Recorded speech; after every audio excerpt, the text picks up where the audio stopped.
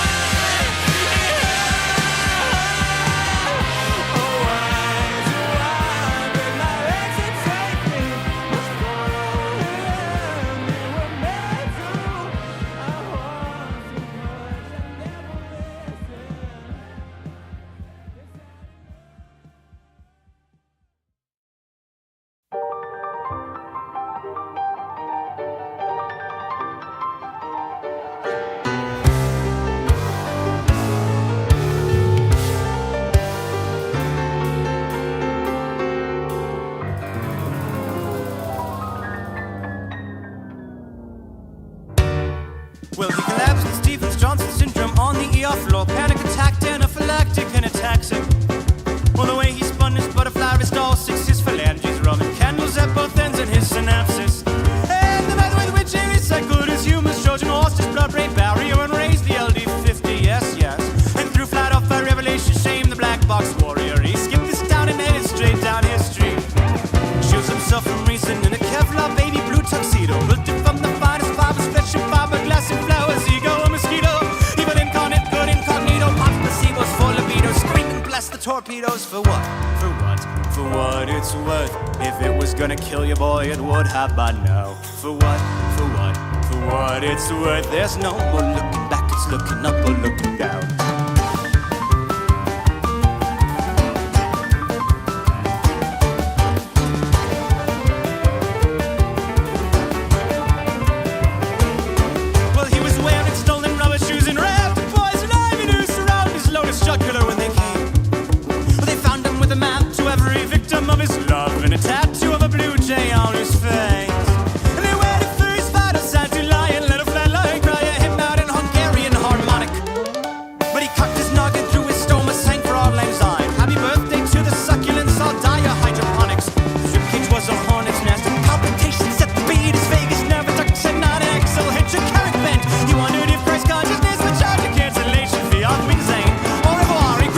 Right by the rents. For what? For what? For what it's worth. If it was gonna kill you, boy, it would have by now. For what? For what? For what it's worth. There's no more looking back, it's looking up or looking down.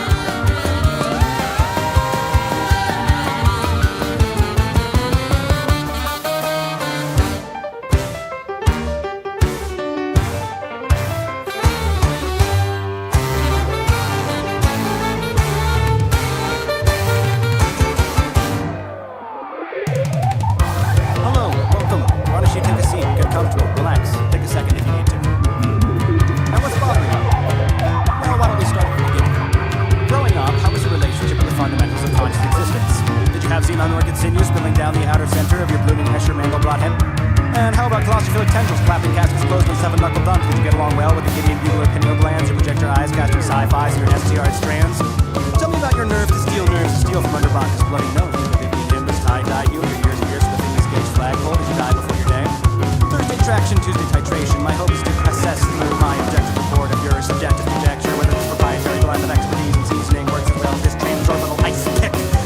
Ballistics got a better idea. This is about the best we can come up with. What do you think ideas spread because they're good? No, they spread because people like them. So here we are once again, holding, as it were, a mirror up to your mirror. I guess it's just something people do. A bloody knife has split your infrastructure. Why'd you have your motor function? Coital machinations of the dead. Well, you mainline your animus, karate chop your abacus, and learn to be an animal instead. But I never think you're better than this. Your modus operandi causes Nazi Scotism and suicide. Why did I know self be true when it is you are the problem, not the things you do, but something sick inside. Living on the dialectics, boy, you really is defective. CBT don't seem effective for the cluster B accepted. Offer up your innocence. Please ignore the side effects. You've lost your mind and almost lost your life before, so you'll be fine. For what? For what? For what it's worth. If it was gonna kill you, boy, it would have by now. For what? For what? For what it's worth. There's no more looking back. And why would you want to look back? I mean, it's no good looking back, so time to look forward now. For what? For what? For what it's worth. If they were gonna get you, boy, they would have by now. For what? For what? For what it's worth. There's no more looking back. It's looking up, more looking down.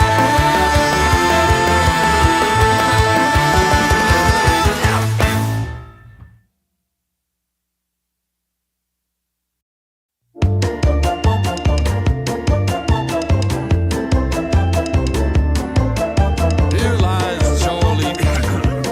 You can tell it's him because we put his name on the stone. He kept his showers ice cold, used eco-friendly light bulbs. Rode his bicycle to work when the gasoline price rose. He'd judge with no pretense, fish on the weekends. Each morning get up, do the pledge of religion. Never swim in the ocean for fear of shark attacks. By month he get his wife a rose with a card attached. Avoiding all the little things that were hard to ask. Had a car crash, cardiac arrest, died of a heart attack. On an escalator, all his friends and neighbors huddled there in prayer around the respirator. Catch you later.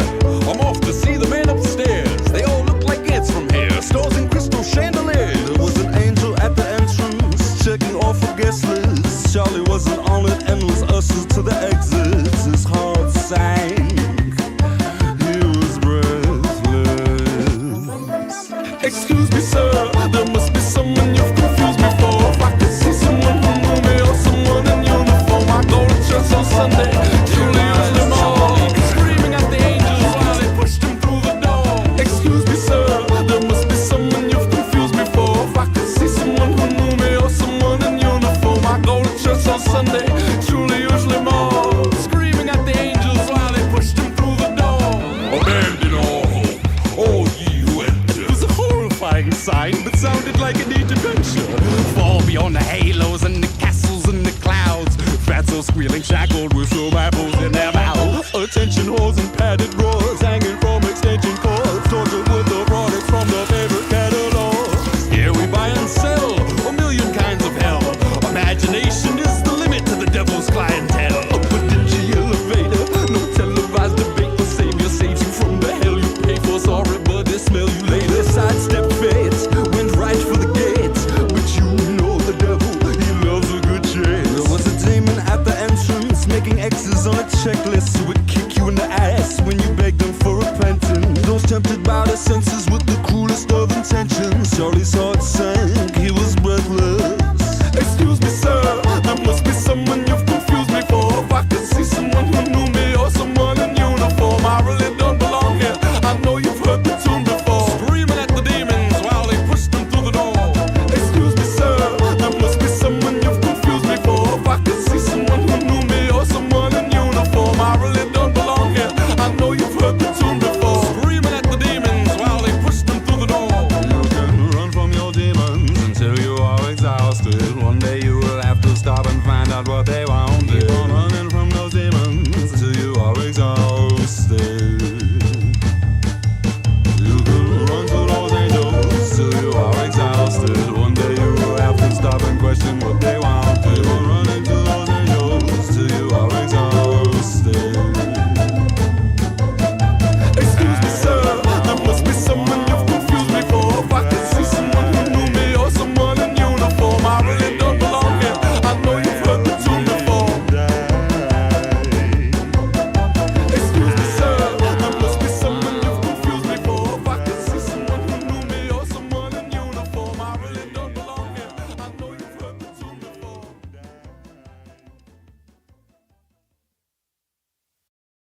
Welcome to the Interplanetary Ballroom, the only dance hall playing hits from the past, present, and future temporal sectors simultaneously.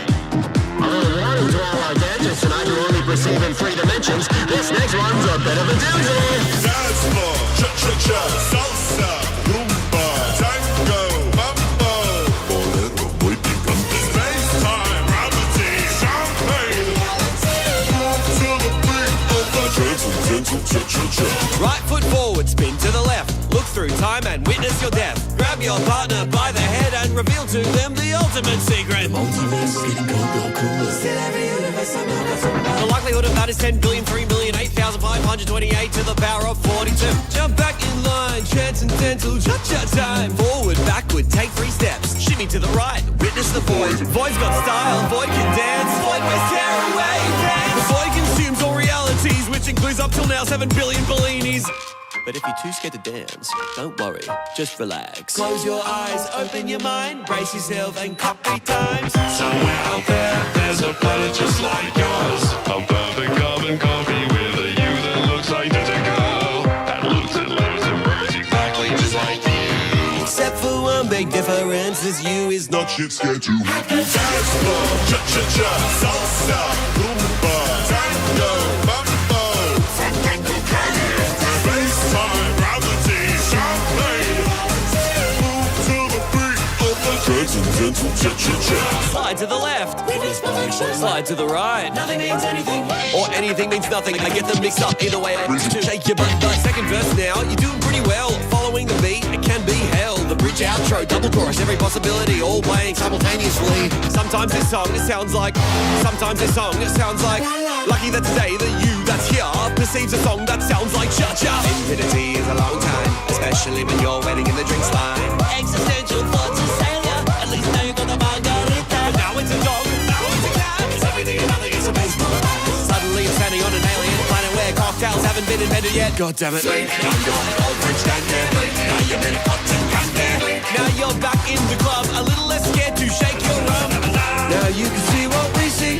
Now that you've been where we be. The music's always playing from the start till end of time. It's always playing in your mind. Don't let it twist up your inside. We can stop the band from jamming in every reality. They're playing rock, they're playing trance, they're playing a string symphony. But this is the only time in existence that we ever know so far that the song has sounded anything like a cha-cha.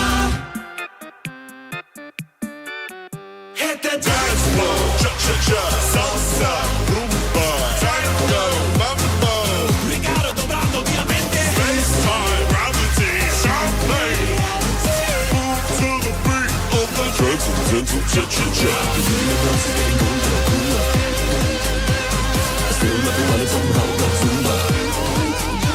Expand your music repertoire and eat your caviar like a neutral sun.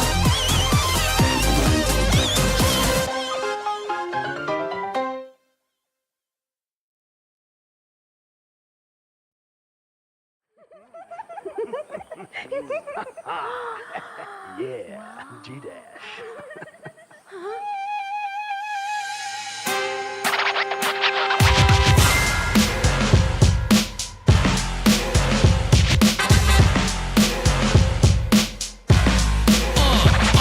Yo, guess who's back with the rap debut? It's your boy Boom Kitty with the GD crew. Got the sick new flow with the bass down low. Back on top of the charts since 2.2.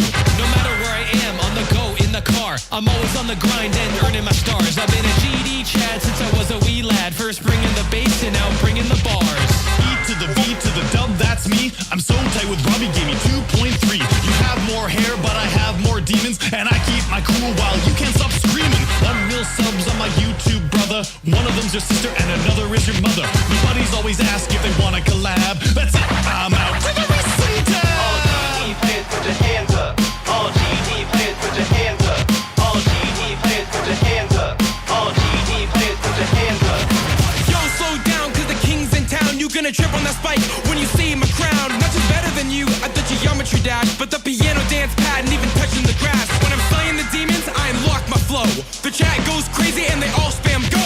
You're beating the game, you're on top of the world until I hit a backflip and I steal your girl. They say GD's just a game, but it's how I get my dough. You better hide your coins and don't overdo the glow. You call yourself a pro, but you play on your phone. I spray bars on your girl, that's why they call me Cologne. I'm a first-rate dasher, every vid is feature length. My dedication's epic and my knowledge is my strength. I've been hella legendary since the game was in my hands. Now my mythical tales are told across the dashland. All GD players, put your hands up.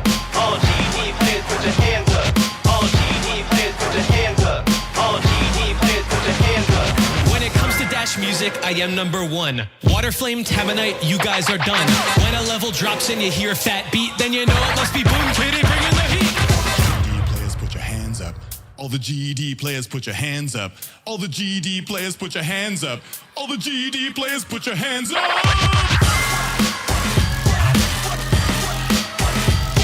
All GD players, put your hands up. All GD players, put your hands up. All GD players, put your hands up. All GD players, put your hands up.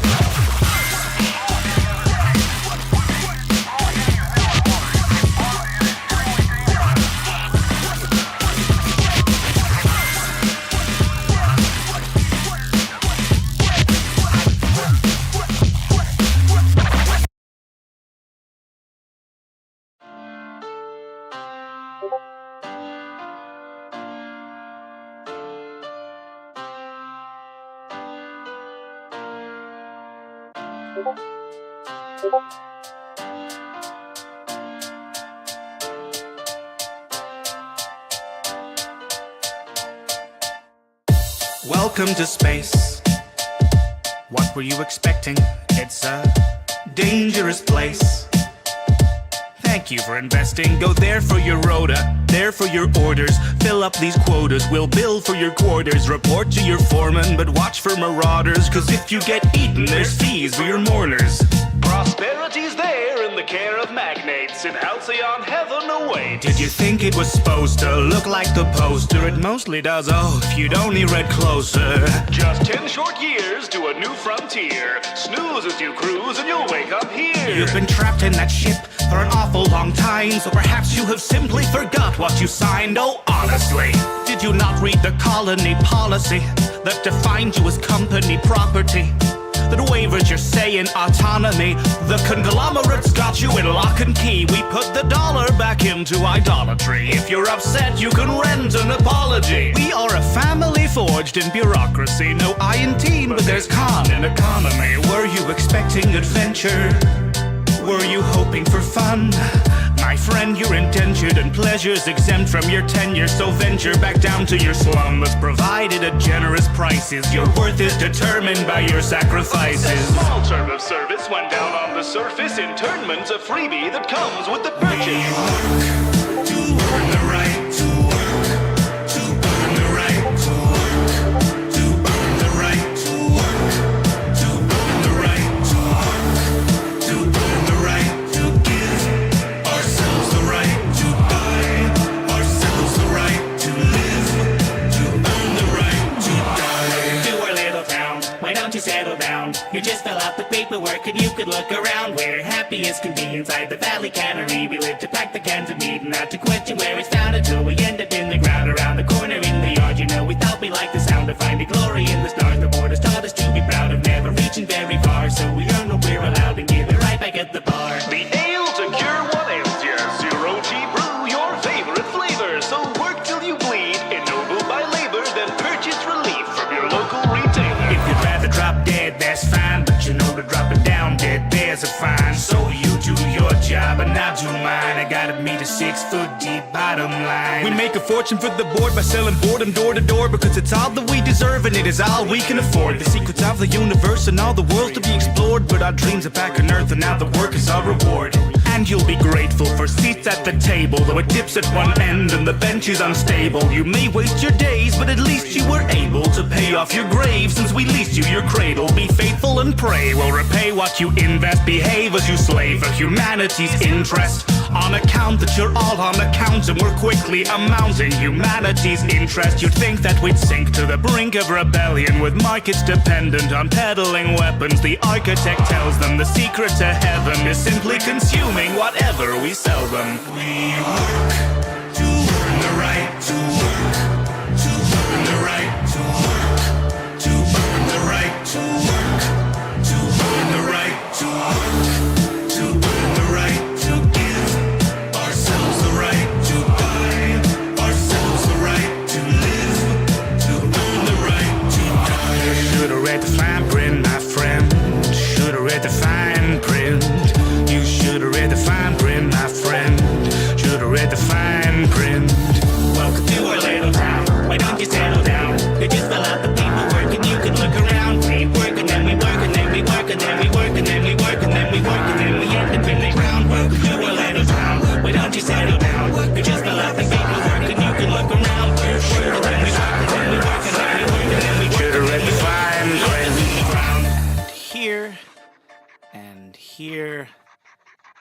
initial here. Welcome to the family.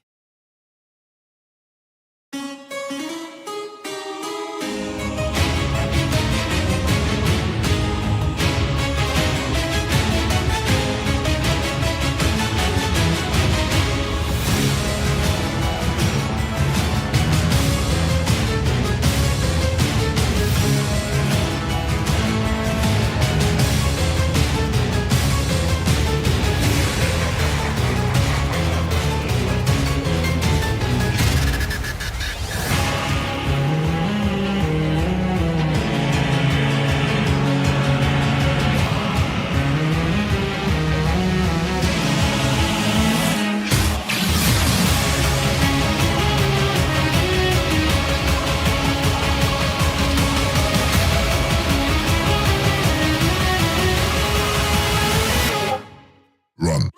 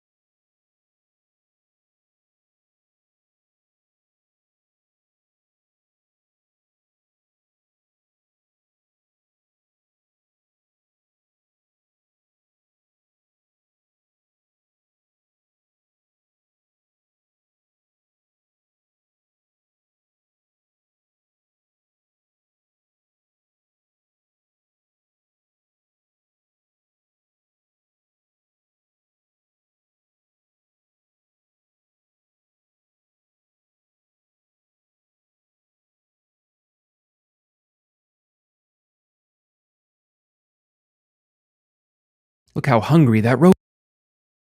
This video is sponsored by Rocket Money, which I will tell you about later. You know, it's been a really good year for movies so far, but I have to admit that sometimes they can be a little too much for me. As a lot of movies have gotten more ambitious in scope, more groundbreaking with their visuals, I often find myself getting overstimulated. I had to leave the newest Mission Impossible like 45 minutes in because the AI villain in that movie made me so dizzy I thought I was going to throw up. That's real, by the way. I'm kind of doing a bit right now, but that actually did happen to me. And don't get me wrong, I loved Sinners. Such a fun theater experience, but the whole time I was watching it, I couldn't help but think how much better it would have been if instead of doing the whole vampire thing, they had just screen recorded a bunch of Zoom calls. And then I found out about the new War of the Worlds movie, and all of my prayers were answered. War of the Worlds is Amazon's take on Steven Spielberg's take on the H.G. Wells novel from 1,000 years ago. And I say Amazon and not Prime Video because where a lot of Prime content is made with a noticeable production value, this movie feels like it was made in an Amazon warehouse. No, Mark, no! It's also kind of an ad for Amazon, but I'll get to that later. The main character of War of the Worlds is Will Radford, who works for the Department of Homeland Security as a surveillance and threat assessment expert, which certainly makes it sound like we could be in for an exciting movie here. In reality, all Will actually does is sit at his computer all day watching drone footage of Washington, D.C. I think the conceit of the movie was, okay, what if Jason Bourne worked from home? Sorry? And he was played by Ice Cube? Oh no, that's not gonna work. From the opening montage, it's not entirely clear what Will's role here even is. It kind of seems like the computer is already marking everything for him, and all he needs to do is see if the text is green or red. If it's green, he can move on to the next batch of footage, but if it's red, he can also just move on to the next batch of footage. Nothing he's doing matters at all. This car is driving suspiciously close to the Pentagon. Let's go ahead and give that a threat level of medium, provide no further information, and then get back to looking at buildings. You realize pretty quickly that Will seems to be a lot less interested in securing the homeland than he is using his access to government equipment to spy on his adult children. He spends the majority of his time just looking at them, watching them. He has cameras at their jobs, at their homes, inside their fridge. Okay, so we got 4 avocados, 1 mayonnaise, 4 avocados, and 8 unknowns. I'm sorry, it can tell just from the outside of this container that there's cake in there, but it doesn't recognize a cup of pudding. You haven't had any protein this week. How do you know? Let's just say me and your fridge is pretty tight. I love his character, one, because of Ice Cube's transformative performance. Really? A muffin. What are you thinking? Jesus, Dad, how many times have we been One through hard this? boiled egg. But also, I like that he doesn't seem to know why his family doesn't fuck with him. Hey, Pops. I'm not your daddy, man. Sorry. He finds out his daughter didn't invite him to her baby shower. What shower? Oh, shit. So he hacks into her MacBook and is like, I don't get it. Why doesn't she trust me? Damn. Why would she say something like that? And you can see their last text exchange was her asking him for a ride to the hospital and him being like, not sure about that. I'm gonna be absolutely swamped that day watching a live feed of you going to the hospital. One of the other main characters in this movie is his friend, who works at NASA. And if it wasn't made obvious by the logo behind her and her multiple mentions of the NASA satellites that she has access to, her name in the movie is Sandra NASA. Just want to make sure nobody's confused about where she works. And look, I'm guilty of sometimes saving someone in my phone as first name, their name, last name, the thing I know them for. But even in the government database that he uses throughout the movie, he types in her name as Sandra NASA. So I think that is her legal name. Anyway, this is a great scene because in the span of about 15 seconds, you can see Ice Cube go from crazy weather, not my problem. Whoa, that weather's crazy. But it's not my problem. Take a look at this. I watch people, not weather. All right, that's crazy right there. Well, I got bigger fish to fry than watching clouds. Now, I know you're thinking this movie is great so far, but how come nobody's gone on Facebook yet? Don't worry, he does, for several consecutive minutes. Remember to take out the trash today and be nice to the kids. That's how she died. He forgot to take out the trash and she got hit by a garbage truck. Here's another example of very efficient writing in this scene. From this, we don't just learn that wife is dead. We learn that in this universe, the deliverability of a Facebook message is what indicates whether or not someone is alive. This is a crucial detail to remember, as later on when shit hits the fan and the aliens start attacking, spoiler alert, sorry, there's a very tense moment where Will's message to his daughter Faith does not go through. The implication being that she died so hard her Facebook doesn't even work anymore. Look, I know Facebook certainly has some weird policies, but I don't think they deactivate your account the moment you die. Now, thankfully she survived, and her dad is able to confirm this because he, again, has access to 24/7 live feeds of every building she might be inside of. Aw, he really does care.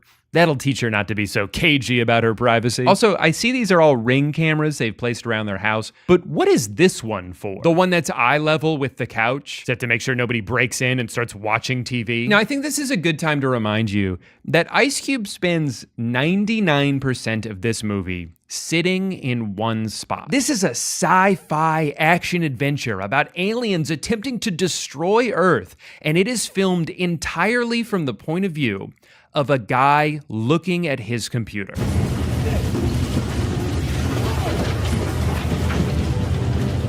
You could make the argument that there's no point in even trying to make this movie if you're not going to actually film any of the things that are supposed to be happening in it. And I'd almost be inclined to agree, but have you stopped to think about how much more work that would have been? Ugh. Watching someone's facial expression change slightly while looking at a bunch of desktop notifications accomplishes the same exact thing. It's terrible. Like even when meteors are hitting the earth, aliens are coming out and shooting people, we're still not really watching any of those things. We're just watching Ice Cube react to those things. Sheila!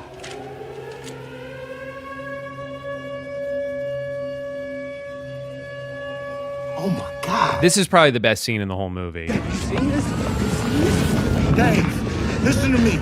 Get out of there, now. That's good advice. What? I can't hear you. Gotta go left, now. Where is he routing him? Make a right, now. He's so confident about where to go, about where the aliens aren't going to be.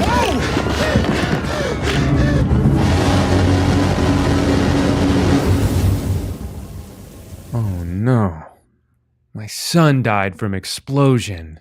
When is this week gonna end? Thank God. Don't worry, Dave is okay. But now Faith is in trouble. I've never showed it, Dad. What are you doing outside? At least put a jacket on. It's cold out there. Get away from that. Okay? Stay clear of that stuff. Get out of there. Go. Yeah, she's working on it.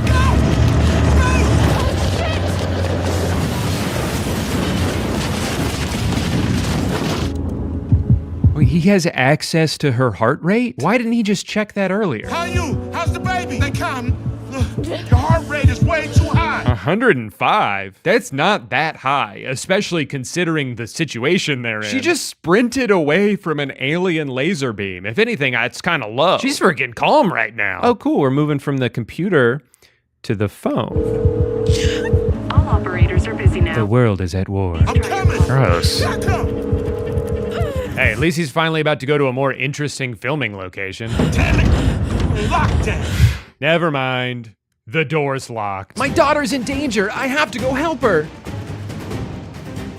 You know, on second thought, I do kind of like this chair. Okay, I'm coming.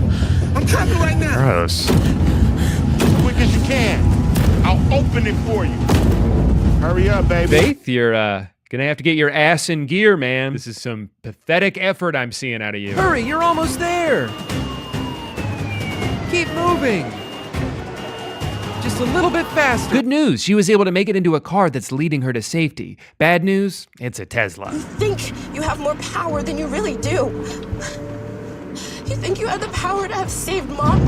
Ooh, awkward timing with this explosion. I kind of have to do an ad right now. In a world dominated by subscription services, it can be really easy to lose track of all your recurring payments. But this is where today's sponsor, Rocket Money, comes in. Rocket Money is a personal finance app that allows you to manage subscriptions, lower bills, make a custom budget, and increase your savings all in one place. When I first signed up for Rocket Money, I realized I had been paying for 2 Hulu accounts, and I wasn't using either of them. Even more recently, they helped me realize that I was paying for Google Drive and Dropbox. Those are the same thing. You don't need both of them. But not only does Rocket Money help you keep track of all your subscriptions by showing them all in one place once you've connected your bank account, but depending on the service, they might even be able to cancel it for you with just a few taps. No more trying to navigate a website's convoluted UI or sitting on hold with customer service. Just sit back and let Rocket Money do the hard work for you. They can also help you lower your bills with, again, very minimal effort on your part. I tried this a few months ago with my internet bill, and honestly, I went into it thinking this probably won't work, but I might as well give it a shot, you know?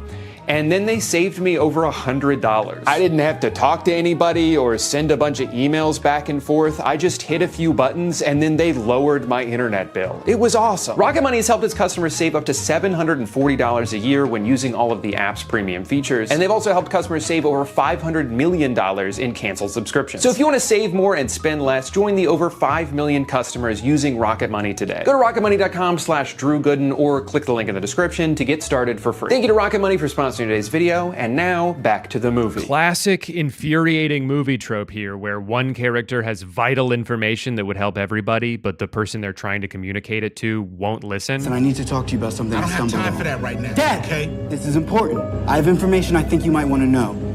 Not nowadays. The government. No. I don't want to hear nothing you have to say. God, listen. I gotta go. There are so many jump cuts in this movie, it's actually insane. Like, I think they just filmed every line individually and forgot they needed to account for conversational timing. So then they had to fix it by putting all these cuts in that you can't do in a movie. YouTube video? Sure, do all the jump cuts you want. But you gotta raise your standards a little bit if you're Universal Pictures. Now, to be clear, I don't blame any of the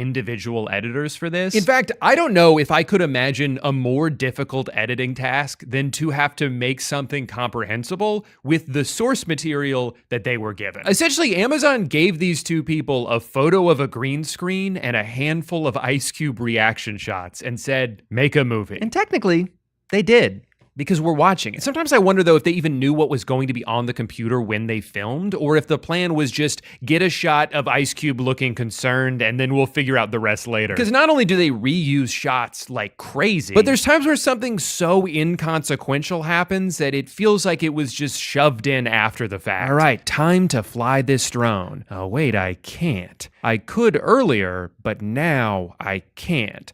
I need a level 5 password. So I'm gonna DM someone else in the government and ask for a level 5 password. And now I can see the drone. What a fun obstacle to just throw in for no reason at all. Did it make the movie better, or did it just make it longer? Our forces are positioned and ready to engage right now. What do you think, Mr. President? I see no other option to initiate this war of the worlds. He said it. He said it. There are too many of them. What are we going to do? We're going to initiate a Star War. China and the U.S. have joined forces in what is an unprecedented collaboration. On the Song of the Summer. The world's governments have finally put aside their differences in an effort to protect the home planet. Who is saying this? Who is talking right now? Such a heartwarming sequence here, a real glimpse into what life might be like if we all just got along. And the best part is, we get to watch Ice Cube watch it happen. Got him. Got him. Took your ass out, huh? Take your intergalactic asses back home. Meanwhile, Faith isn't doing so hot. She's pregnant. I thought that I could stop the bleeding if I took it out. I thought I could stop the bleeding by pulling out the one object that was stopping me from bleeding. Why didn't that work? Gotta put some pressure on that wound, man. No, Mark, no. But I work for Amazon. Packing supplies are all I know. Oh no, please don't die. Hold on, Faith. I love... Oh, wait, my girlfriend's calling? Keep me posted. Hey, you talking to the cube, baby girl? What do you want? Big discovery here about the aliens and their intentions. Why are they going after the chip? These little guys are drawn to data. These things eat data. Exactly. Wait a minute. This whole attack is just a big diversion to get those tripods to the data center. And those tripods are just Trojan horses to get those little bugs into the server. I feel like I have to point out that that's not how Trojan horses work. A Trojan horse is when you sneak something nefarious inside of something that appears harmless, so the people you're trying to attack let their guard down. I don't think that quite counts when you're talking about a 50-foot walking laser beam. Guys, a giant robot's destroying the city. How fun is that? I just hope there aren't a bunch of smaller robots inside of it who try to steal my Facebook memories. Oh no, my Facebook memories! I never should have trusted you. No, no, no, no, no, no! Remember to take out the trash today and be nice to the crew. It's so sad. It's like she's dying all over again. And how is he going to remember to take out the trash now? Kind of seems like he already forgot the part about being nice to the kids. Jesus, Dave! Dad! I love how often in this movie, Ice Cube exasperatedly takes off his glasses, only to just have them back on immediately in the next scene. Also, in case you didn't pick up on the insane plot twist here, turns out the aliens aren't here to take over the world, they're here to eat our data. We are in utter chaos without our most precious resource, our data. And because of the internet, we have a whole bunch of it. Collecting data? Oh, man. The clues were there all along. Look how hungry that robot is. Shit. Briggs is behind the whole thing. Traitor. Yeah.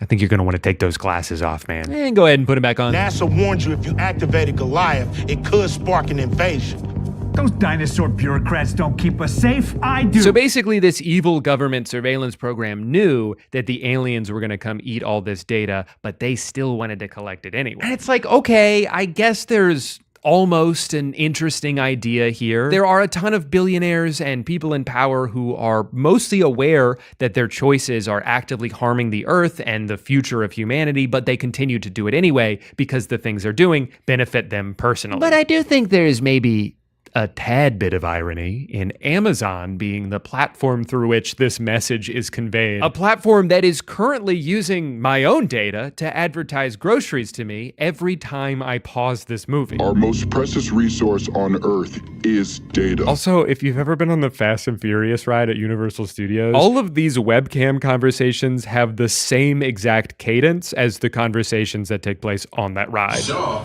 that cockroach we beat down in Spain, what's he got to do with this? Nothing. VP, justices, chiefs of staff, all secure. Okay. You insane. I didn't sign up for this shit. Thank you for your service, Radford. You're dismissed. Stop this thing. Wait! No. Oh no, he's being dismissed. I'm not sure I understand though. I might need to see 5 different examples of him being locked out of his computer. What?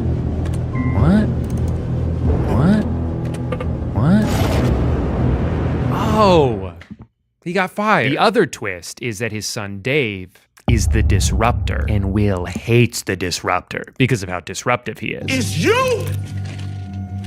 It's you!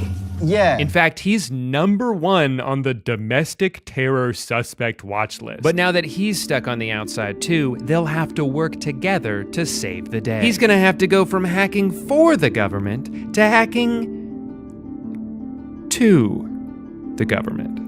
And let's pop those glasses off for a sec. Thank you, Q. Then Mark and Faith send an update photo letting Will know that everything's okay. But it's such a bad picture that Will doesn't even seem that happy about it. Good. Dad, meet my disruptors. What the hell? This was supposed to be our safe space. Guys, enough. It's truly fascinating to watch a movie try to raise its stakes without any ability to do so, because everything has to take place at his desk. It's not like we can just go out to some big set piece and watch a cool fight. The best Ice Cube can do is send some emails, upload a YouTube video, use Photoshop to put his face into the YouTube video. Damn, Mr. Radford, that was badass. It's riveting stuff, honestly. This is what movies are all about. Thelma Louise, break encryption. Code Crusher, bypass firewalls. And Burnout, just stay out of trouble. Yeah, if there's one thing we know about Burnout, I'd say he's kind of a loose cannon. What the hell? A few minutes later, that whole crew of people we were just introduced to dies. I'm being hacked. They're hacking us. They're eating our data. Now the aliens have turned their attention to Dave.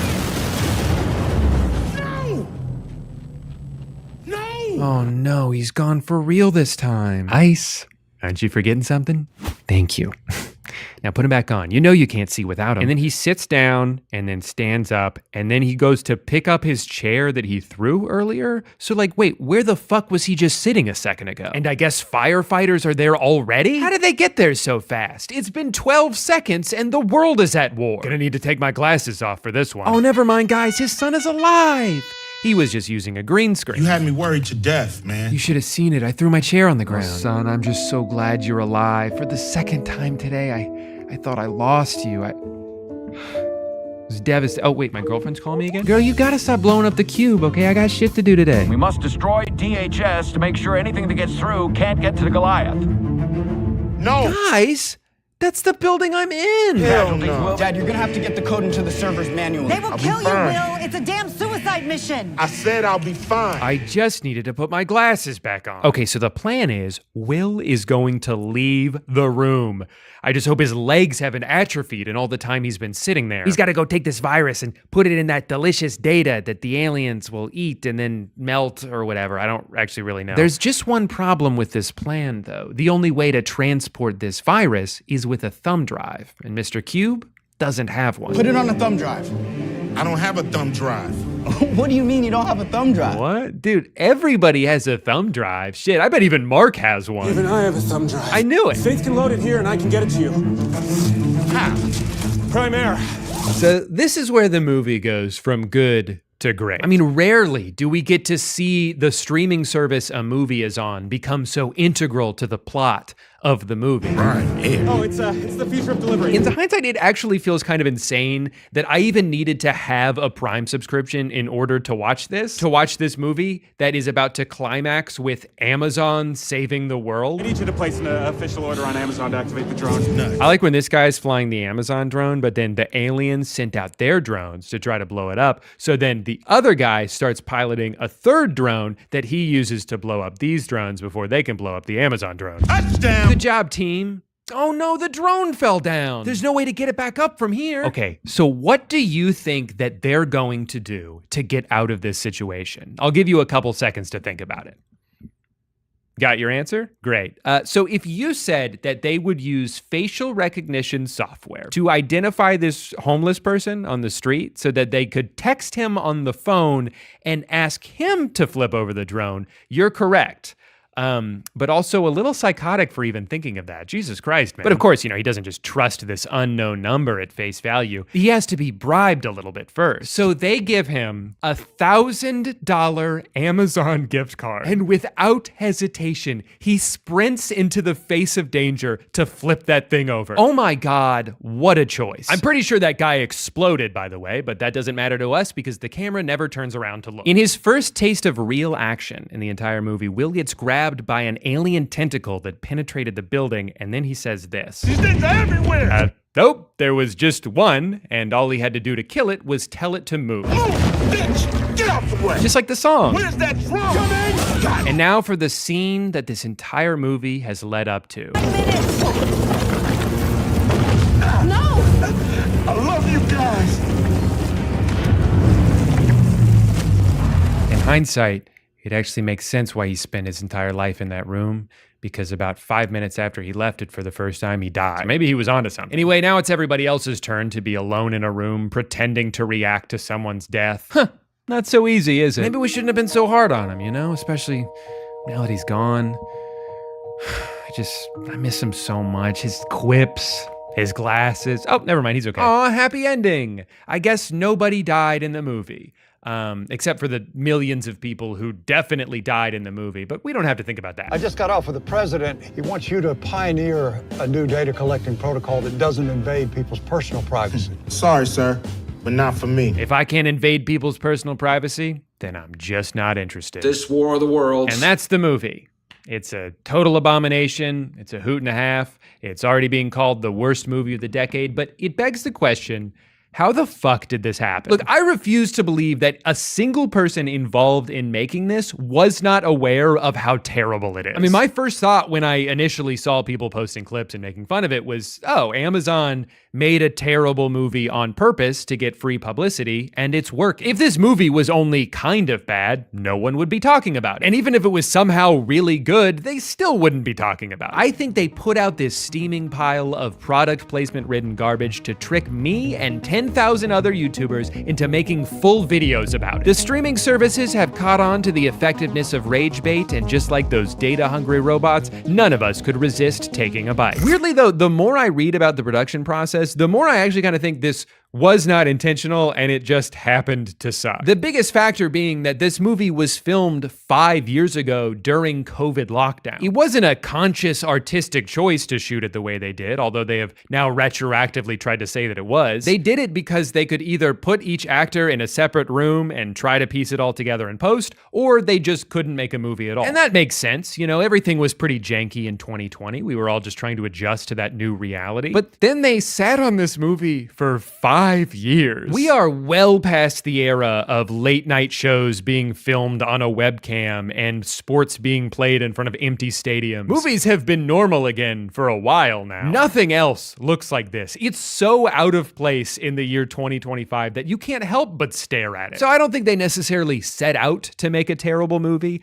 I think they just ended up with one and didn't know what to do with it. But by waiting until audiences' expectations had long since returned to their pre-COVID standards and would be infinitely more critical of something that was shot exclusively on Microsoft Teams, it created the perfect storm of negative attention. It is the best advertisement for Prime Air that Amazon could have possibly hoped for. We're all voluntarily talking about it for free. So you know what? We gotta stop, guys, okay? No more fueling the fire. No more tweets, no more reactions, no more YouTube videos. From this point forward, or at least, well, let's say starting tomorrow, whatever tomorrow is, no more uploading YouTube videos about this movie, okay? And we obviously can't assign that rule retroactively. Anything uploaded today or in the past, it's fine, you know, because we hadn't agreed on the rule yet. I know I'm pretty late with this video. People have been talking about this movie for like 3 weeks now, which in internet time is about 1.5 years. But I just felt like I needed to wait for something else to come out. An article that explains how this all happened. I don't know, maybe a single mention of the movie from any of its cast or crew, but there has been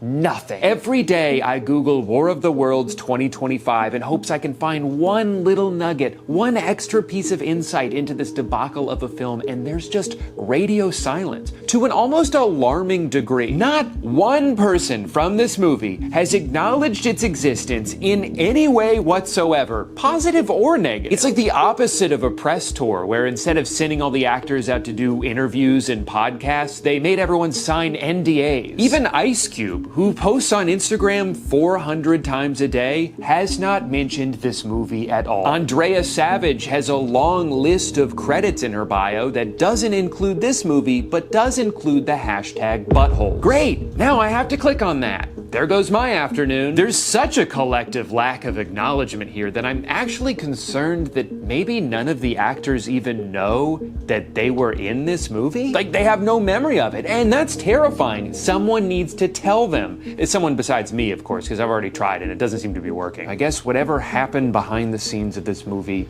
is just gonna remain a mystery, is what I thought. And then something incredible happened. Huge shout out to a YouTube channel called Tony's Film Club for interviewing the producer and main editor of this movie. This is exactly the kind of thing I was hoping would come out to provide some clarity, you know, and after watching this interview, I am somehow more confused about this movie than I was before. But a lot of the critiques of the movie are dealing with personal, very subjective things that people dislike. Yeah. It did confirm a couple of things we all just kind of assumed. One, that the actors did film almost all their parts individually. Those were remote.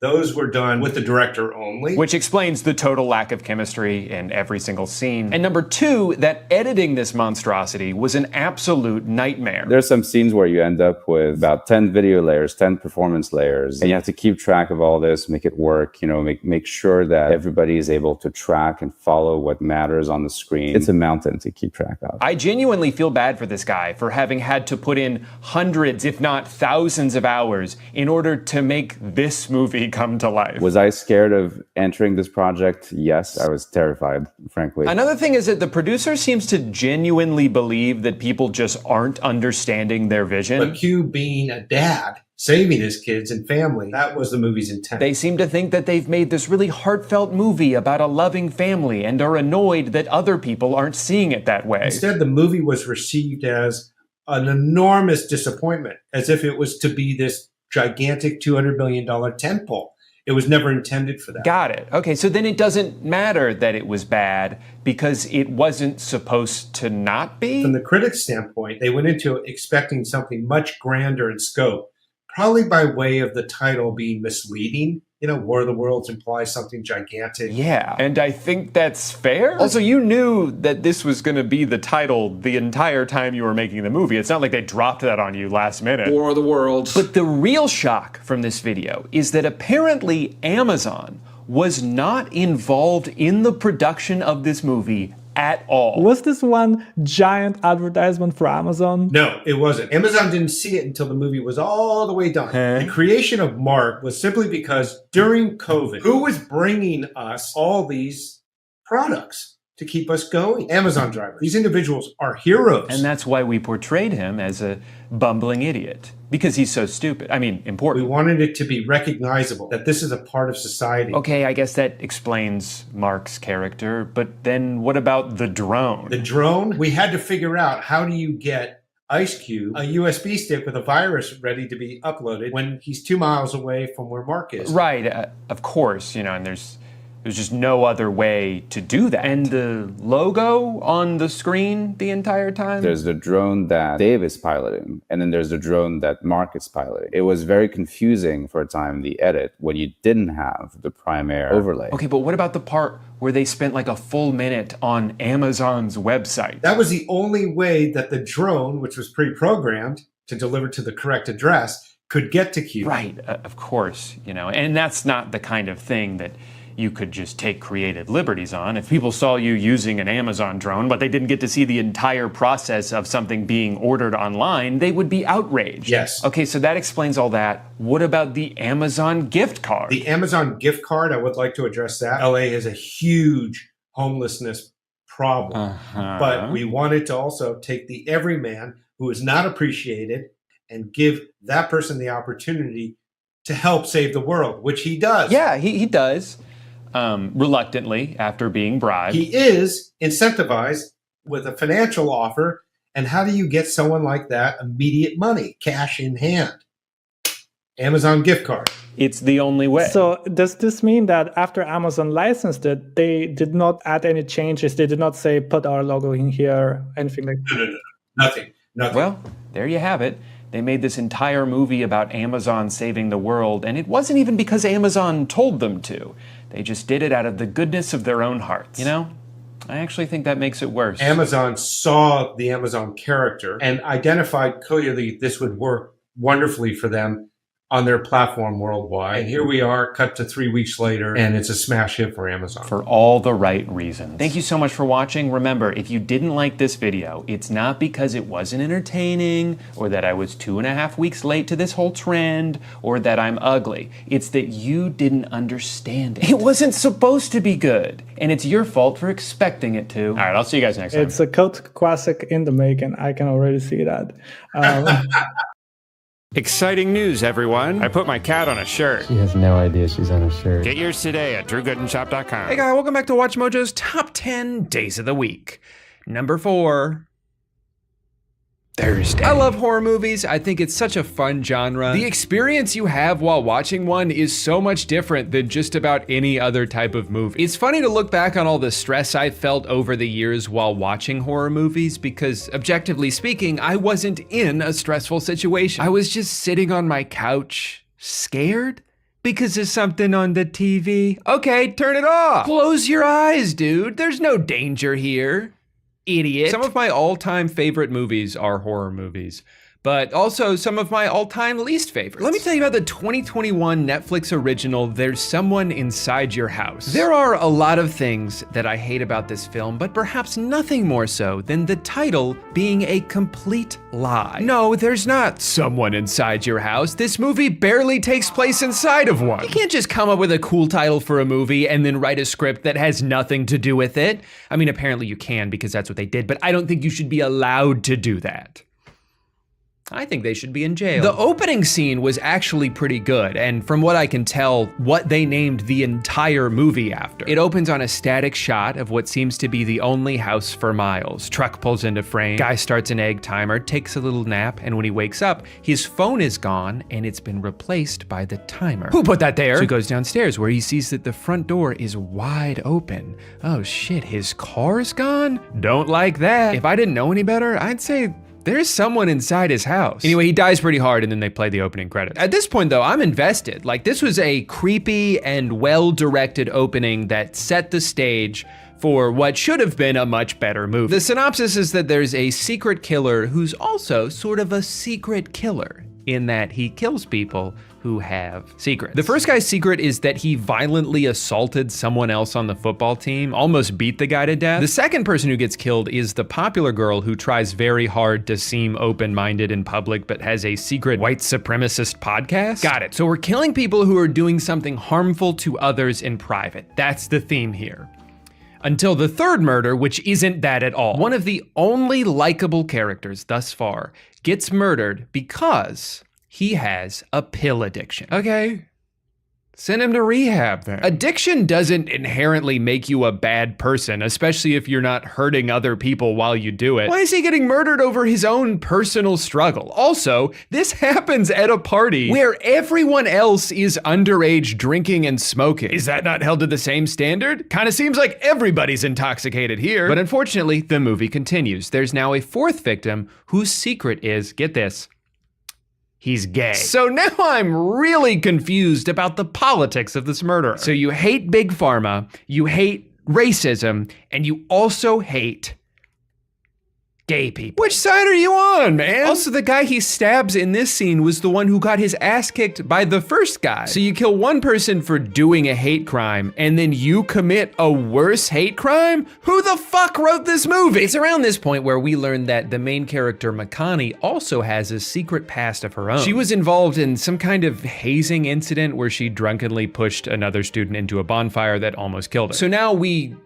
would be worried about her if this movie gave us any reason to give a shit. But I certainly don't care. She miraculously survives, tells her friends about her secret, and now there's time for one last confrontation. And if I wasn't mad at this movie already, this scene would be the thing to put me over the edge. So they go to a cornfield maze that's on fire and drive a car through the fire, which I don't think is something you can do, but this movie's making me doubt any scientific knowledge I've ever had, so who's to say? What really made me mad though is how stupid this movie thinks we are by foregoing any chance they had at subtlety. We know that the main character has trauma associated with big fires. That's the thing we just learned. So if you're going for symbolism here, just show her face and show the fire and we'll piece together that, oh my God, you're doing a flashback. You're doing a flashback to the scene you just showed 6 minutes ago? Is this movie made for toddlers?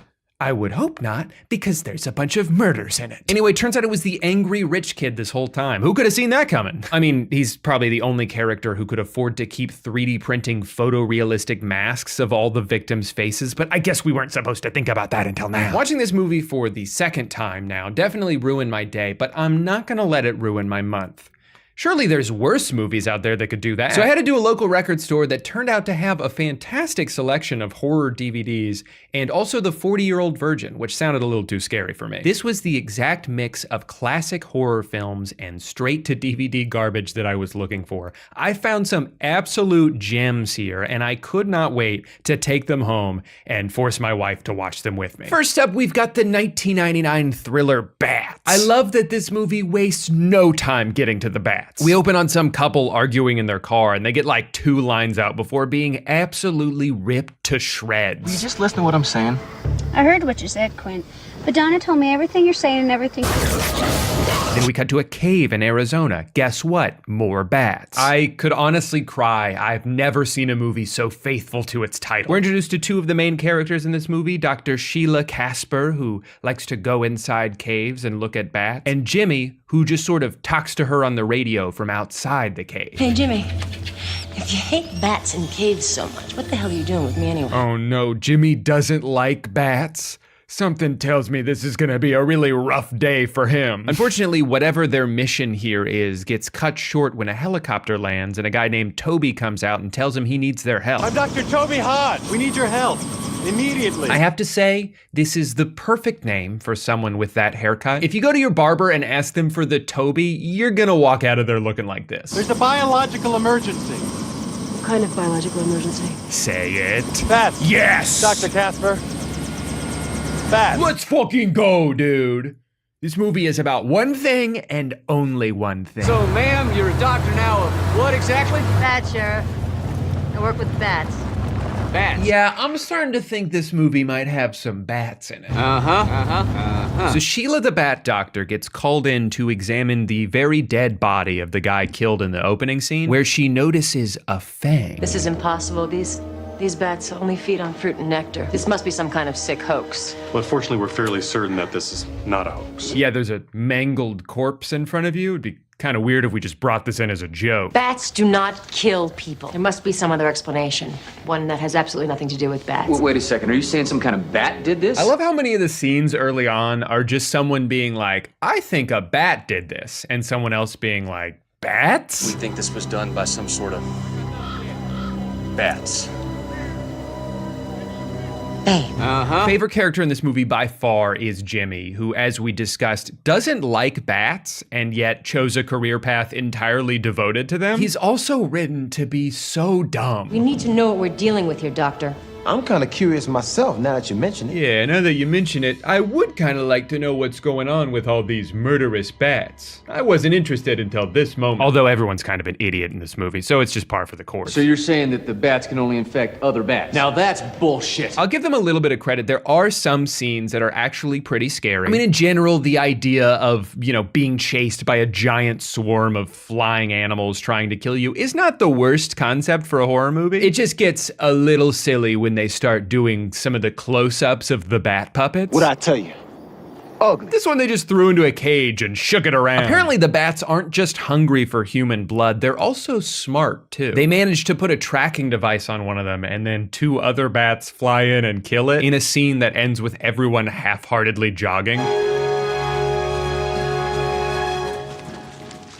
And cut. Perfect, guys. Love the lack of urgency. Somehow in between their many close encounters with death, Sheila and the Sheriff Emmett find time to awkwardly flirt with each other. Try to be gentle, but firm. Think I can handle that? I'm sure you can, Emmett.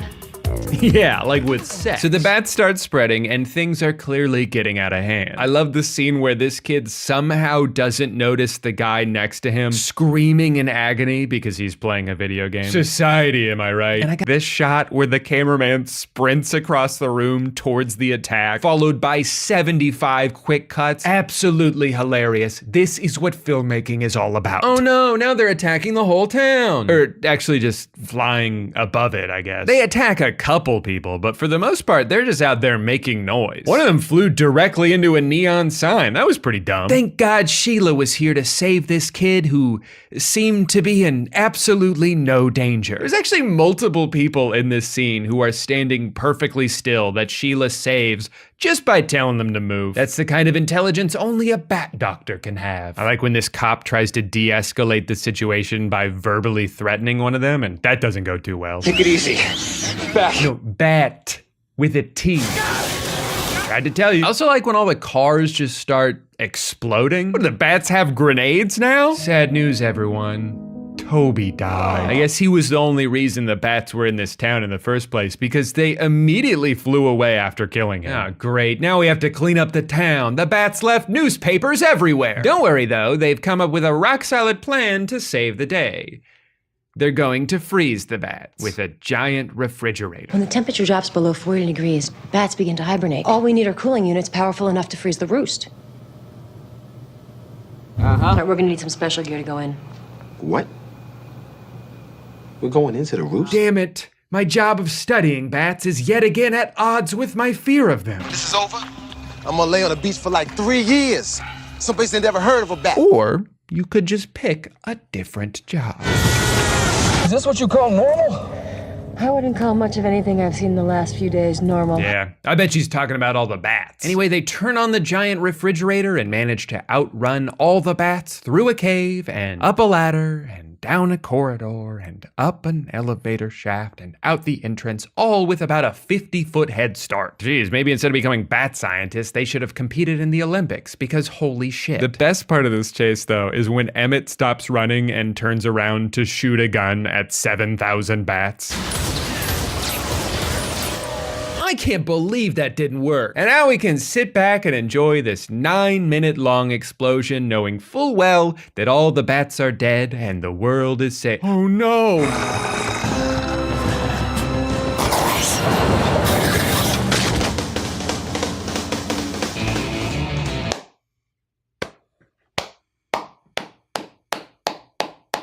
That's the best ending I've ever seen. Actually, that is kind of funny. I was so convinced they were gonna do that thing that bad movies do where they hint at a sequel at the end, just in case. But no. They knew. I think they knew bats would be one and done. As great as that movie was, I'm just glad I can finally watch the behind-the-scenes featurette and learn how Bob Gunton feels about bats. They're so ugly. They're nasty looking. He doesn't like them. I think the 4 out of 10 this movie has on IMDb is just about spot on. But the thing about a 4 out of 10 movie is that it can still get worse. So Our journey continues. Up next, we've got Dream Home, and somehow this is actually a pretty substantial step down from Bats. I want you to take a second to really admire the graphic design on this cover. You've got this ancient-looking Victorian house, a ghostly silhouette peering down from the second-story window, a child looking up in fear, the words murder and kill scratched onto the blank part of the DVD cover. None of this is in the movie. Nothing at all. Look at this house, and then look at the house they actually use. Not even close. Right away, I'm getting the vibe that the main goal of this production was to pad the runtime just enough that this can legally be called a movie. During the opening credits, one of the shots they use is of a ghost slowly moving across a gazebo, and it goes on for 39 seconds. Every scene in this movie ends with a fade to black that lasts way too long. I want that house. Is it over? But none of the transitions can hold a candle to this one. Listen closely. Now go call him right now while it's still fresh on your mind. I will. Cut. They forgot to edit that out. So the editing is fantastic, the directing is top-notch, but it's the writing that really sets this movie apart. Look. What? Look at that. What? Look at the house.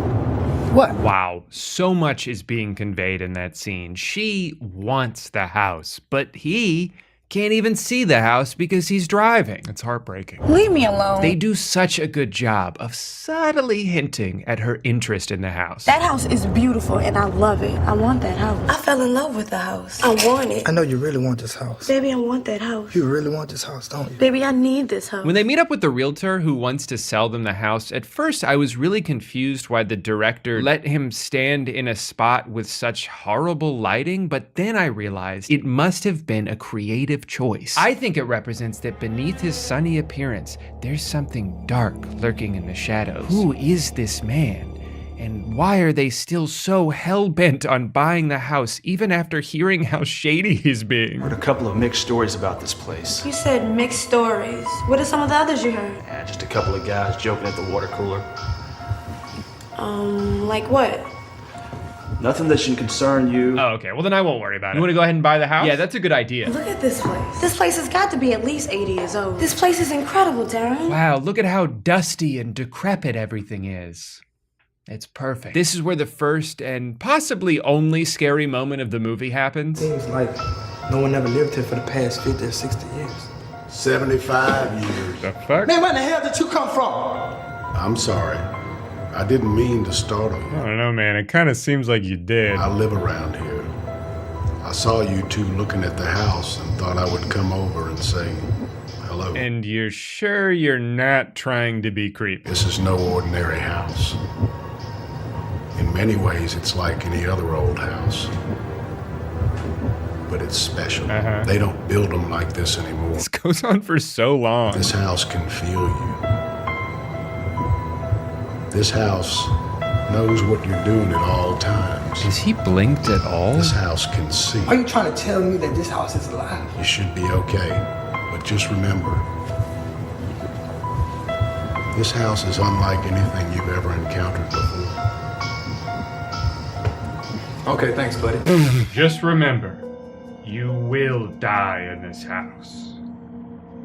All right, appreciate it, bro. Gee, I wonder if that insane encounter with the neighbor changed their opinion at all about the house. I want this house. Not even a little bit. Man, look at all the changes we've made. Oh, I'd love to, but I can't. The camera's pointing the wrong way. Well, against all odds, it seems like everything turned out okay for them until Faye finds an old necklace under the bed and we hard cut to the most disorienting montage.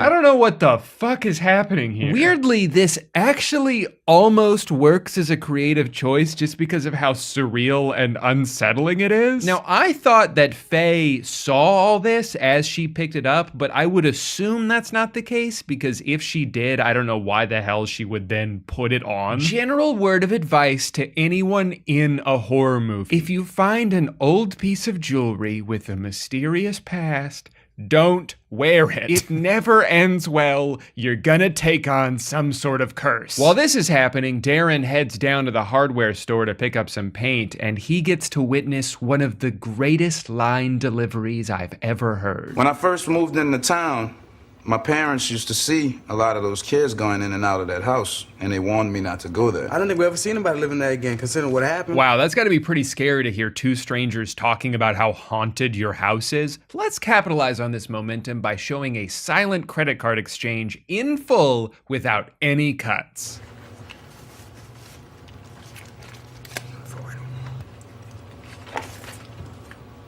Got that?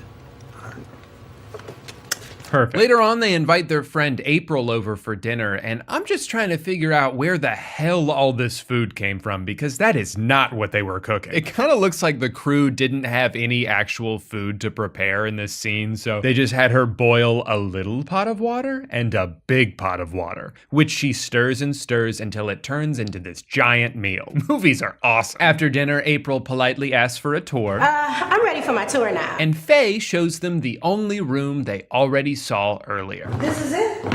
I can't believe it. You can tell she didn't show them any other part of the house because April has to ask her where the bathroom is. It's in that bathroom where the weird neighbor from before makes his triumphant return. Happy birthday. Happy birthday. The next day, Faye runs into him in the woods, where she seems completely unfazed by him being the creepiest person alive. You'd be surprised what you can find just lying around out here. Hey, I remember you. You were here that day we bought the house. That's right. How is it treating you? Pretty good. That's good. That's real good. It does me good to see two young people doing good. I love how much of the writing in this movie is either that's good or that's bad. You just don't know how bad that makes me feel. I really don't have a good feeling about it. It's just that I get this bad vibe when I see it. It's like the thing is tied to something really bad. I just get this bad feeling about that cross. Also, everyone keeps describing the house as beautiful. It's beautiful. This place is so beautiful. We moved into this beautiful old Victorian home.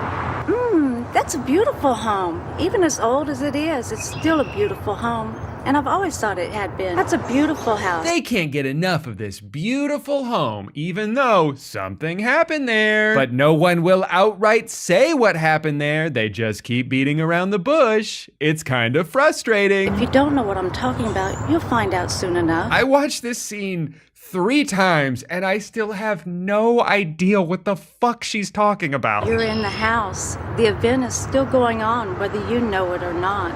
And for some reason, you're becoming a part of that event. What? You see, you've done something to connect yourself with whatever took place. I guess you or your husband have done something to connect yourself. What is happening? Even if something happened there, if anything happened at all, how could it be the cause of something that's happening now? You don't understand, do you? Of course she doesn't. No one does. She just keeps going. I don't even know if this was scripted or if they just had her ramble something vaguely creepy. If it's connected to anyone involved in the event, you wearing it will provide a gateway for whatever happened then to happen now. Not only will the event continue to go on in the past, but now you and your husband will be a part of that occurrence. Okay. How do we get out of it? In order to get out of something, you first have to know exactly what you're in. And since you clearly don't, and I refuse to explain it, I guess you're just fucked. And then this same mystery woman finds Darren as he's leaving work, and she creeps him out too. Can you give your wife a message for me? Excuse me? Tell her to be weary of her dreams. Tell her that sometimes our dreams aren't what they seem to be. Sometimes it's our mind's way of telling us Can you slow down? Or things that have happened in the past, or things that are going to happen. Nah, I'm not even gonna try. The most accurate thing about this entire movie is that he actually does have trouble remembering her long and convoluted message. She said, like, she said, Okay, she said your dreams are something like... Oh, okay, she said that... I don't want to hear it, Darren. But finally, after explaining nothing the entire movie, with 3 minutes left, we finally learn what happened to the house. And I can't even pay attention to it because I'm so distracted by how they chose to film it. When her mother woke up, she went to Juliana's room. They say you can still see the father walking around the house sometimes. As he walked closer to Juliana's bed, when the townspeople found out about this insane man, nothing. They say you can still see the mother. And the mom was evil too. And the dad was evil too. Faith! Wake up, Faith! I'm sorry. Faith! Oh, she's dead now. Oh, never mind. She was just sleeping. You don't understand. It's not him. It wasn't him.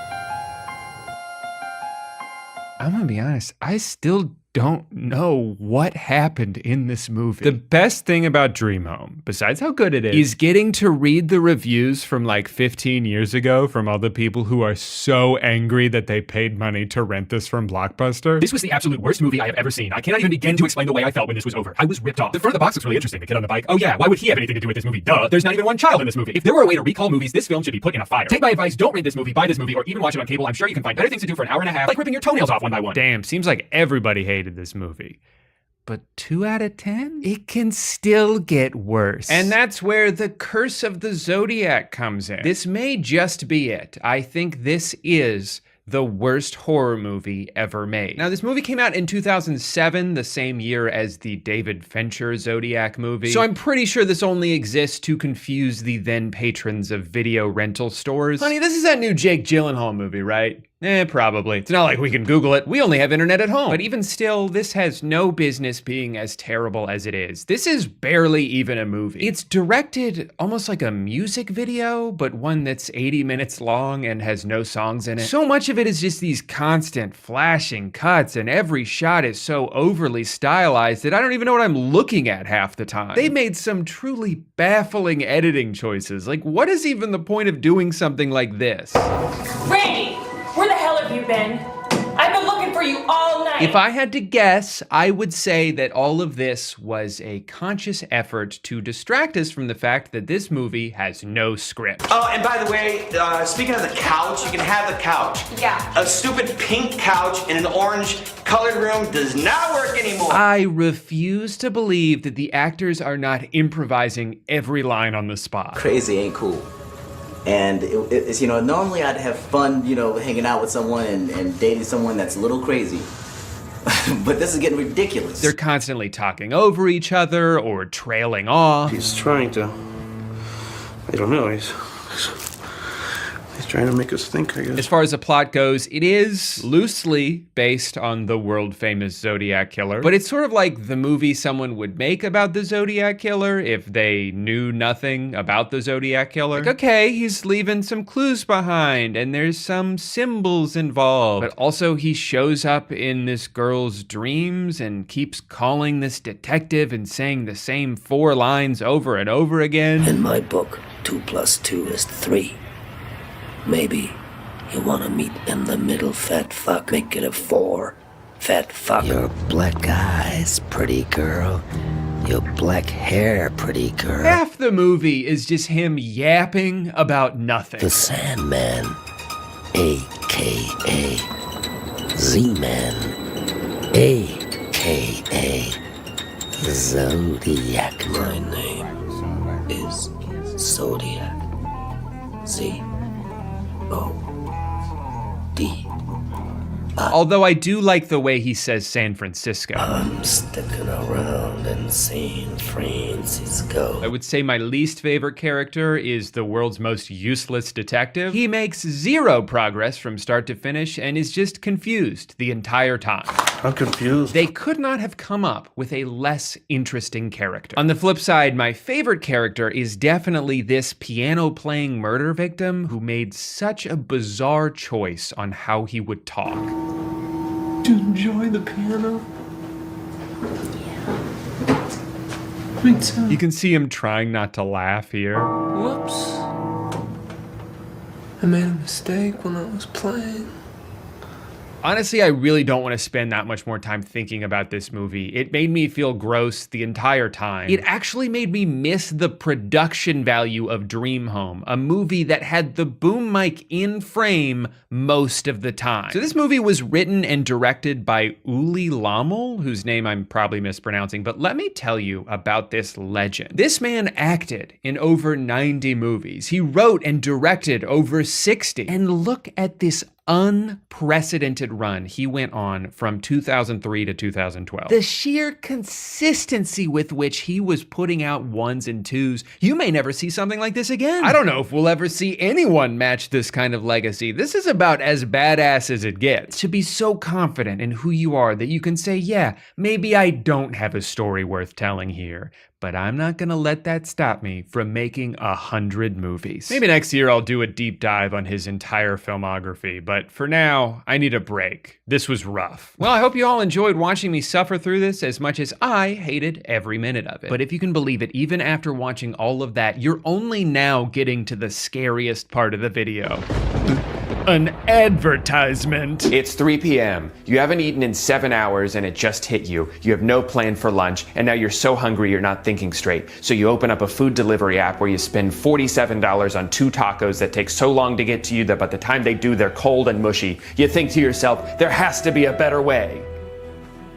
There is. Stop stressing about where you're going to get a last-minute lunch that doesn't make you feel awful and start using today's sponsor, Factor. For me, there's no better feeling when lunchtime rolls around and I remember that I have one of these meals in my fridge. They take less than 2 minutes to microwave and then you're done. You can just eat it. You don't have to cook anything. You don't have to go anywhere. There's nothing to prep before and nothing to clean up after. Unless you put it on a plate for some reason, like I did. I don't know why I did that. Amanda and I have had dozens of Factor meals at this point, and we've yet to try one that doesn't taste great. But on top of that, they also make us feel a lot better than fast food or takeout does. You can pick your meals on the app and see the exact nutritional information every time. You can opt for calorie smart meals. You can opt for meals that have over 30 grams of protein, which is great for jacked guys like me. I'm not even struggling. For me, these meals are perfect for lunch because they keep me full and energized for hours. Time is the single most valuable commodity, and Factor helps me save a bunch of it so I can get back to doing the things I love.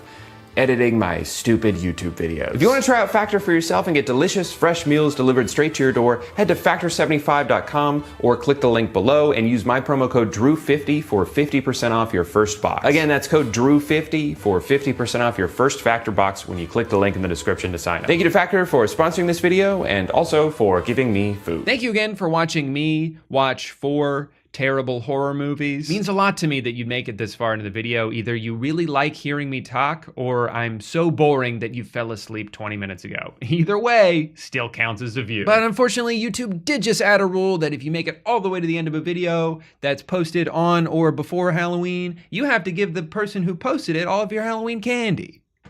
So, guess I gotta get me a P.O. box. Bye-bye, happy Halloween. Hate YouTube. Yeah. Hey, it's Popeye's It's a Hot Ones collab, right? It is. Okay, so it's probably gonna be very spicy. I've stopped believing in capsaicin though, so I probably won't feel it. Good job. We haven't done spicy stuff since the TOC video where it killed me. I met God that day. That was a TOC video where Matt, I don't even, what caused it? Was it the habaneros? It wasn't even bad. It was like habaneros or a Reaper. Like stuff I think it was a Reaper. It might have been a Reaper, yeah. And I just remember I was sitting there and I was like, that's a weird feeling like I've never felt before. And all of a sudden I turned into a fountain, like dripping. I've never seen, I've seen your panic in your eyes when you eat hot stuff, and I've never seen it in his eyes. And it was like I thought I was genuinely concerned. There was a second where I just remember I ran in to puke in the bathroom, and Aaron was pooping in the stall next to me, and I'm projectile vomiting. There's a puddle around me of sweat, and it's like I've done it for a full minute, and then it's silent, and he goes, "You okay, big guy?" I just was like, no. Speaking of, we're posting on the other channel again. Go check it out. It's really good stuff. Mm-hmm. And now it's Popeye's Hot Ones. So there's a few things, like these are their chicken nugget. This is just normal chicken nuggets, but they have like sriracha hot sauce with hot ones. There are actual food items too. I mean, I guess do you want to just start with that? They are marinated in garlic sriracha. This is? Pickled garlic sriracha. I don't believe it. Oh yeah, you can see it in there. Oh. There's like an order, like we could start less hot to hottest. Or This has got to be the least least hot. Okay. Okay. Oh yeah. This is actually that's like this heat level 3 out of 10. This is like tasty. The pickle is really nice in there. Yeah. Wow. So here's the big thing. Rewind 3 years when we used to eat a bunch of hot stuff. No, they didn't perforate this. Oh yes, they did. No fast food restaurant could ever figure out how to do spice. Yeah, it was always so trivial. Like Yeah. Burger King's not good at anything, but like when they do like their spicy collabs, it's like it'll blow your fucking ass off. Get ready for your own risk. Get ready for the prolapse, and then you try it, and it's like maybe like a little bit of chili pepper flakes, and that's it. In their defense, Burger King probably does cause prolapse. Certainly possible. Still, you still have to be ready for it. It's just not because of the heat. Yeah, so that already, I would say, is to the heat level of like- what Burger King said their ghost pepper was. I would completely agree. Actually, that is the exact same heat level as like the ghost There's a pepper. little tingle. That's nice. That's nice. What is this? Oh, I haven't. Oh, I did. I haven't. What are you? Scram? Is that a sandwich or? This is what I would call chicken nuggets. It just doesn't taste very good. With a dusting on them. Okay, those are probably the boneless. Where did it go? Okay, the boneless Darren Dab ghost wings. Oh. Ghost wings already. Do you want me? What else do we have? Okay, so on the menu there's Yeah, pretty good. smoking rojo chicken sandwich, and that's considered to be spicy. There's the bone-in and boneless Darren Dab ghost wings, and then there's okay, and then the other two sandwiches is just their regular and then their normal spicy. So you can Okay. compare 'em. So one of these is spicy. One has yellow sauce. One has mayo. Problem is, you gotta mark your stuff better. I would also say, Look on the bag, it should tell you what it is. as far as collabs go, this is the most robust. Yeah, I appreciate that. It's normally like, hey, new season of Wednesday came out. If you go to the window, we'll say Wednesday to you, and you're like, okay. We'll stay open on Wednesday. This is their normal spicy sandwich. You want to Okay. start there? Sure. I don't know if I've ever had their spicy one. And this says classic, but Yeah, there's so I would just wanted to see, like, that's what a normal one tastes like. That's what their It spicy look tastes like. the chicken looks good. Like it looks like a good Popeyes has sandwich. a really good chicken sandwich. When we did our chicken tier list fast food chicken, were they were like top 1 or 2, right? No. No, we did a chicken sandwich exclusive tier list. Yeah, yeah. They were like top 1 or 2. Yeah. Their chicken, like their actual chicken tenders, fucking terrible. Like actually Yeah. terrible. The tenders were like bottom. Oh, that's crazy. So wasn't it just mostly, it wasn't even chicken, it was like mostly just the crust of it? Yeah, it was Breading. it was like the outline of a chicken tender with no Yeah. chicken. It was so bad. It was This really is bad. good spicy sandwich. Yep. I'm really confused though, like I have been for the entirety of this video so far. This one has yellow sauce on it. This one has mayo. What's the difference? That one is not spicy at all. So that is just their normal. This is just for I'm us. just trying to show you I guys see. like We're just gonna have a We good. need a baseline. We need a baseline. Baseline. Get you. I get you. That's how you do real science. Yeah, which we're known for. Women in STEM. They do a good chicken sandwich, man. They And really here's the do. thing. I'm gonna peel back the curtain for you. We're not always